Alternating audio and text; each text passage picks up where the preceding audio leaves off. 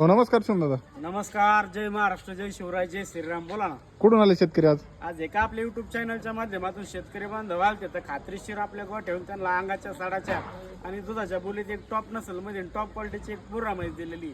दादांचा व्यवस्थित परिचय घ्या. दादा कुठून आले होते आपण? फुलंब्री तालुका. फुलंब्रीवरून आले होते. हा. तर बघू शकता मित्रांनो शेतकरी आले होते.